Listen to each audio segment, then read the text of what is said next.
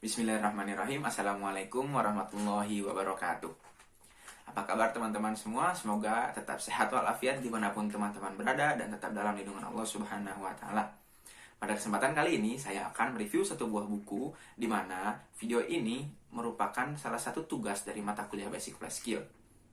Nah, langsung saja tanpa berlama-lama kita langsung saja ke bukunya. Buku yang akan kita bahas pada kali ini adalah buku ini. Buku berjudul Tak Mungkin Membuat Semua Orang Bahagia, karangan Jung Moon Jeong. Ya, sebenarnya buku ini adalah buku terjemahan yang diterbitkan oleh PT Gramedia Pustaka Utama pada tahun 2019. Buku aslinya berjudul How to Deal with a Rude People with a Smile. Nah, buku tersebut diterbitkan pada tahun 2018 di Korea Selatan. Buku ini terdiri dari 206 halaman dan terdiri dari 5 bagian. Bagian yang pertama adalah tidak perlu menjadi orang baik. Bagian yang kedua adalah dunia akan terasa lebih baik jika kamu tidak bersikap pasrah. Dunia yang ketiga adalah cara-cara mengekspresikan diri. Bagian yang keempat adalah membiasakan diri tidak terpengaruh komentar negatif orang lain.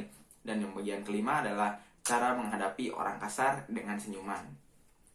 Nah, buku ini sebenarnya berisi dari peristiwa-peristiwa yang dialami oleh sang penulis. Jadi, sebagian besar buku ini merupakan isinya pemikiran-pemikiran dari penulis. Buku ini termasuk buku self-improvement, namun buku ini sangat mudah untuk dibaca karena tidak bersifat menggurui, melainkan ketika kita membacanya maka tidak akan serasa diingatkan kembali gitu. Nah, langsung saja kita review mulai daripada covernya. Ya, ini covernya berwarna coklat dan ada tulisan warna putih dari judulnya. Untuk saya, buku ini cukup simpel pada covernya dan saya suka buku yang simpel sebelumnya. Tapi mungkin berbeda selera dengan orang lain. Bisa saja orang lain menganggap ini terlalu simpel, tapi bagi saya ini cukup bagus karena saya suka yang simpel ya. Langsung saja kita masuk ke dalam isi bukunya, di mana tadi sudah saya sebutkan ada 5 bagian yang terdiri dari buku ini. Namun pada kesempatan kali ini saya akan membuat 4 fokus buku dari buku ini. Kenapa demikian? Karena ketika setelah saya baca, ternyata dari satu bagian tersebut ketika kita ingin menyimpannya di bagian lain, maka akan tetap selaras gitu. Jadi satu bagian yang ada di bab pertama misalnya, itu bisa saja ada di bab kedua, bab ketiga, bab keempat, ataupun bab kelima.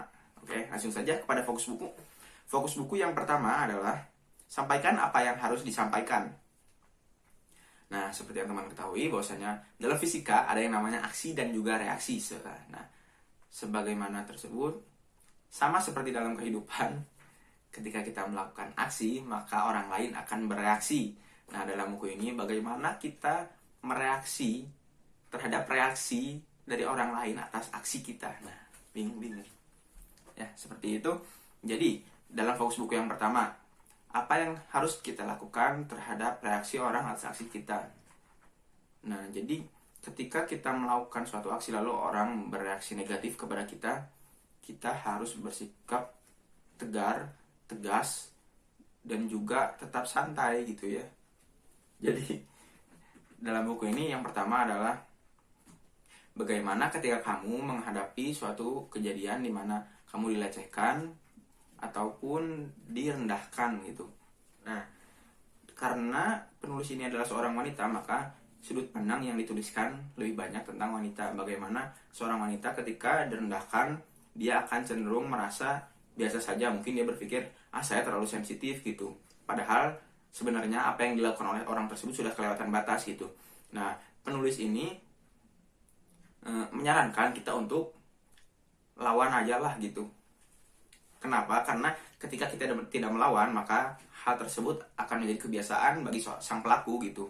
Nah, ketika sudah menjadi kebiasaan, maka kita akan berada dalam situasi yang namanya penindasan gitu. Wiji Tukul pernah berkata, ketika kita terus berada dalam ketakutan, maka kita akan terus berada dalam penindasan gitu kan ya. Nah, langsung saja fokus buku yang kedua adalah rumput tetangga lebih hijau daripada rumput sendiri. Nah, dari pernyataan tersebut artinya adalah kita lebih sering melihat apa yang ada pada orang lain itu lebih indah dan atau lebih wah gitu daripada apa yang kita miliki. Nah, dalam buku ini disebutkan bahwasannya ketika kita tidak bahagia, maka kita cenderung akan tertarik pada urusan orang lain gitu. Kenapa kita tidak bahagia? Karena kita sudah terlalu sering melihat orang lain bahagia gitu. Jadi padahal belum tentu apa yang kita miliki itu tidak seindah orang lain, tapi karena kita menganggap orang lain itu lebih indah, maka ya kita jadi minder gitu sama apa yang kita miliki gitu. Padahal belum tentu apa yang menurut kita indah dimiliki oleh orang lain gitu berfungsi atau berguna seumur hidup bagi dirinya gitu. Dan belum tentu apa yang kita miliki itu tidak berguna selamanya bagi kita gitu kan ya.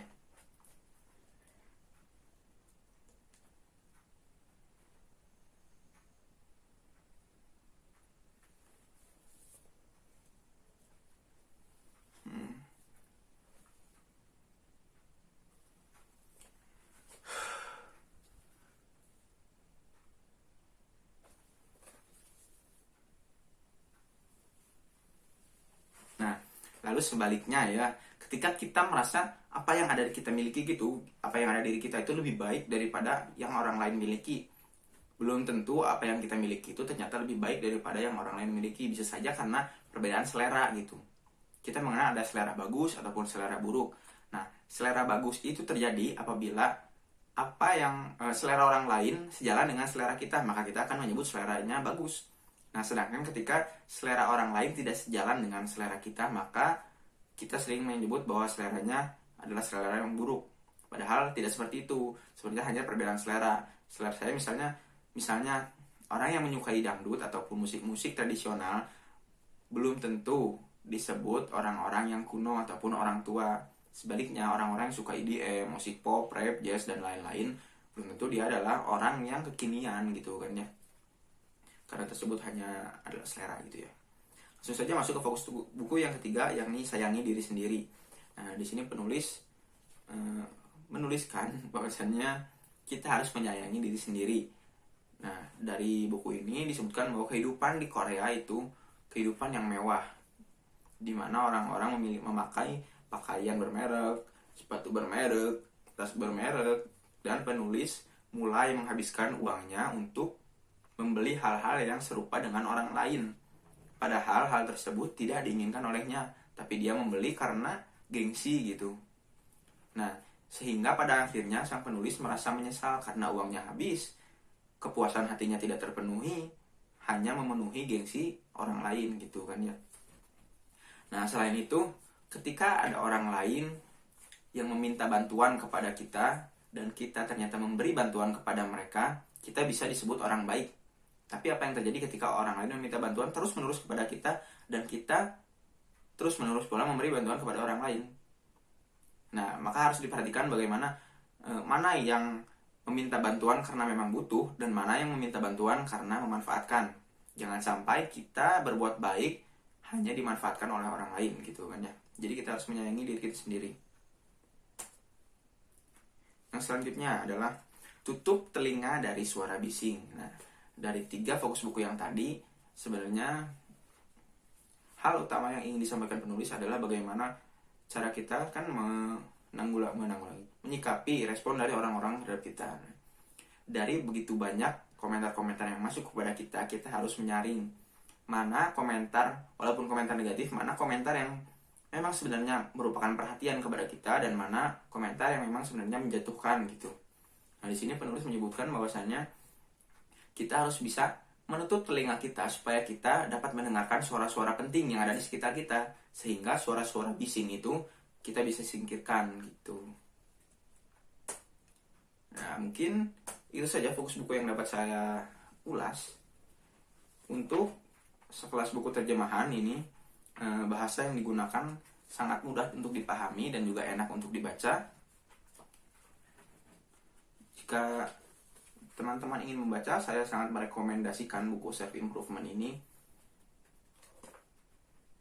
karena sangat mudah dibaca dan relate lah dengan kehidupan kita sehari-hari, di mana kita sering merasa tidak enak gitu ketika ada orang-orang yang ya ternyata meminta bantuan tapi terlalu keseringan atau ngelunjak gitu kan ya. Ya mungkin sekian saja yang dapat saya sampaikan. Terima kasih kepada teman-teman yang sudah menonton video ini. Dan semudah-mudahan tidak bertemu lagi di video selanjutnya. Assalamualaikum warahmatullahi wabarakatuh.